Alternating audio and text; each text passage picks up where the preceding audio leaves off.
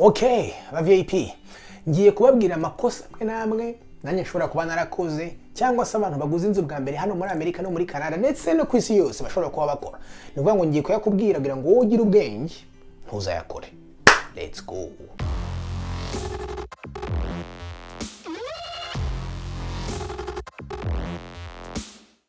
Nongera kubasuhuza Abavip, bakunzi ba Legacy Show muri aho se murakomeye. Rero uyu munsi nkabandi buze gukomeza kuri bya biganiro tumaze iminsi tuvuga ku kuntu wabasha kugura inzu hano muri Amerika ndetse no muri Canada. Uyu munsi rero nkabandi buze kubaha ibintu bitanu cyangwa se hanyuma mbarengerezaho bonus ku bantu buze gusigana nanjye ndabaha ka bonus kanyuma. Ariko naza kubaha ibintu bitanu cyangwa se amakosa 5 abantu baguze inzu bwa mbere bakora. Aya makosa narayakoze nanjye ariko nkuko nababwiye ibi bintu si ibintu gusa mvuga kuko nabisomye cyangwa se nabyumvise ahandi nanjye ubwanjye ndi real estate investor, so navuga ngo nkora mu bintu bya real estate, ndi umuntu nanjye ubikoramo ubizi ndetse haba hari amakosa nakoze ntangira ngira ngo mwebwe Abavip mutazigira mukora. Uyu munsi naraza kubaha kuri ayo makosa 5 mwebwe mugomba kwirinda mugiye gura inzu yanyu ya mbere.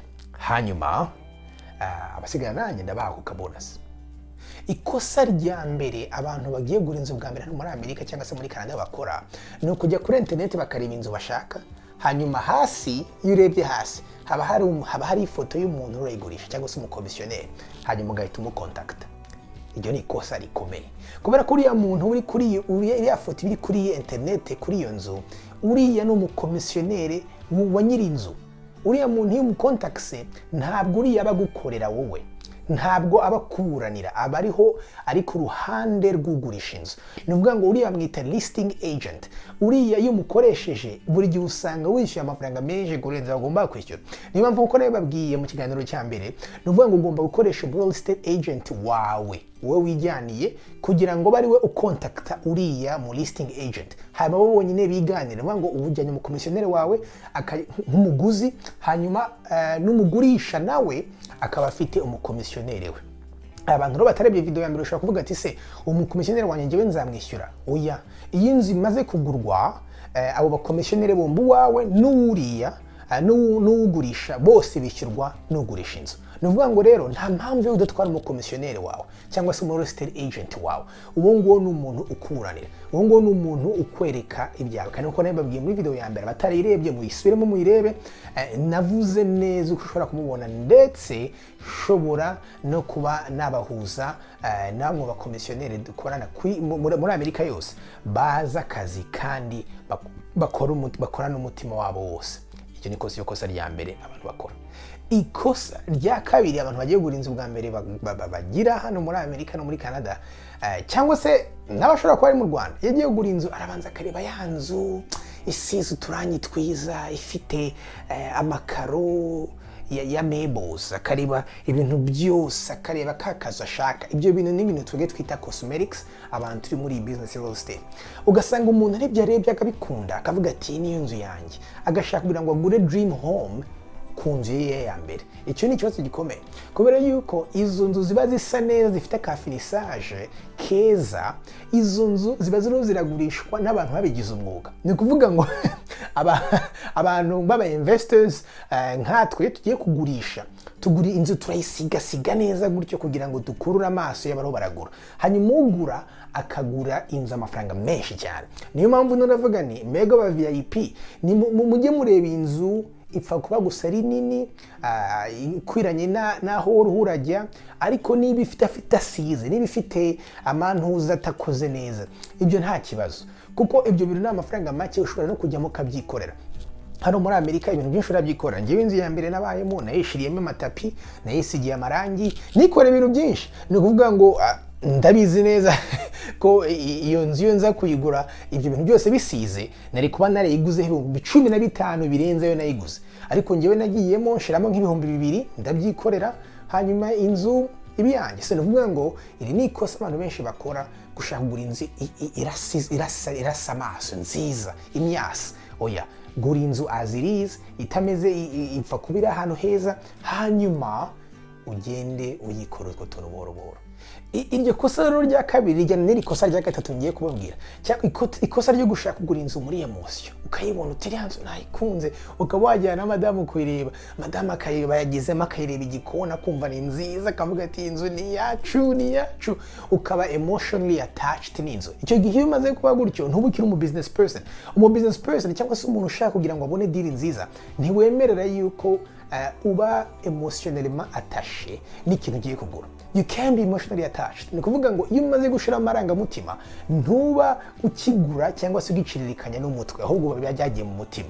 Icyo gihe abantu benshi bagira ikosa ryo kuba attached n'inzu emotionally, ku buryo banabyereka n'umukomisiyoneri yari aho ngaho. Iyo byeretse umukomisiyoneri arabona ko agiye gukora amafaranga mu buryo bwihuse, bikaba ndetse atanagufasha gukomeza kugira ngo inzu muyigabanye. So iryo rero ni ikosa rikomeye. Ni kuvuga ngo mbere yuko ukunda inzu banza urebe igiciro cyayo, hanyuma ubanze nkuko nabyo muri video ishize urebe niba igiciro cyayo kijyanye n'izindi nzu ziri muri iyo quartier. Hano biroshye cyane, ushiramo adresse muri Google, hanyuma ikakwereka yitwa median price of your neighborhood, cyangwa se iyo neighborhood ugiye kuguramo, hanyuma ukareba niba inzu itari hejuru ya market, idahenze cyane kurusha izindi, ariko ntuyikunde ko nuyikunda cyane utaragabanya igiciro bishobora kugora.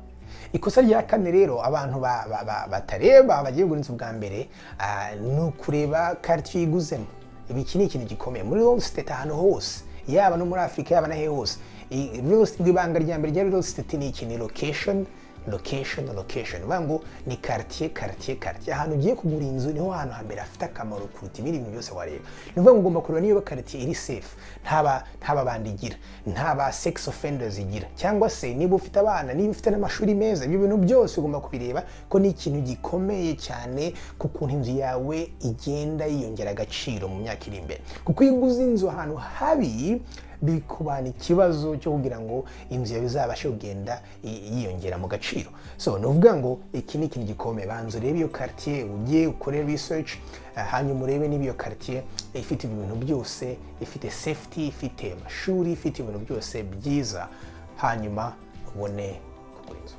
Ikosa rero rya gatanu abantu benshi baguze inzu bwa mbere bakora, rikaba ari iryo kugura inzu batarebye imyaka yabo nk'itanu iza uko izaba imeze. Ni ukuvuga ngo no kugura inzu utarebye imbere. Nshaka kuvuga iki? Ni ukuvuga ngo umuntu ashobora kuba ari umugore n'umugabo bakiri bonyine hano muri Amerika, wenda araba jeune marié, hanyuma bakaba bagura akazu gatoya, hanyuma bagazasanga mu myaka 2-3 barakarenze. Si iyo nzu ntabwo igifite inganizi zabo. Hano muri Amerika kugira ngo neza ube sure yuko inzu, ndetse no muri Canada, yuko inzu yawe yaba yaramaze kukugarura amafaranga witanzeho muri down payment, ndetse ukabasha no kubuka mu gaciro, nuko byibuze iyo nzu waba ribayemo imyaka 5. Ni ukuvuga ngo imyaka 5 ugeza kuri 7. Ni byiza rero Abavip kugura inzu mwabanje kureba ati iyi nzu uzafitinga uko tuzaba tungana mu myaka 5 cyangwa se 7 iri imbere, cyangwa se iyi state turimo niyo state dushaka kubamo mu myaka 3-5 iri imbere. Kubera yuko nugura inzu ugahita wimuka umwanya, icyo gihe ushobora gusanga amafaranga washizemo utarayagaruza. Icyo nicyo kintu gikomeye. Ni ukuvuga ngo gura inzu wabanje kure imbere, hanyuma kugira ngo bashe kuba wakuramwo amafaranga wayishizemo. Aya ni amakosa abantu benshi bakoze, kandi nifuza ko mwebwe Abavip muhura nayo. Nuko rero nkuko nabasezeranije abagejeje kuri uyu musozo w'iyi video, nkaba ngiye kubaha aka bonus rero nakahe.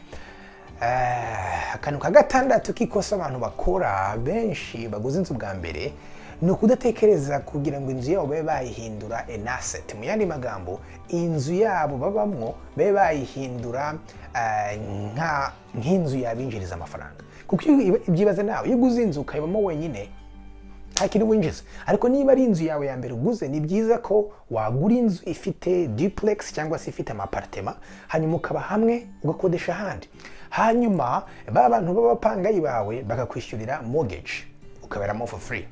nje niko natangiriye hano kandi niko nabashije ndetse kuba nabasha no gusavinga kugira ngo mbashe genda nkuza business yanjye real estate. Sinuvuga ngo iryo nibanga rikomeye, kandi inkuru nziza nuko yama programme yose nababwiye hano muri Amerika no muri Canada yose akwemera kuba wagura inzu ifite amapartment, as long as ubaye muri apartment imwe muri zo.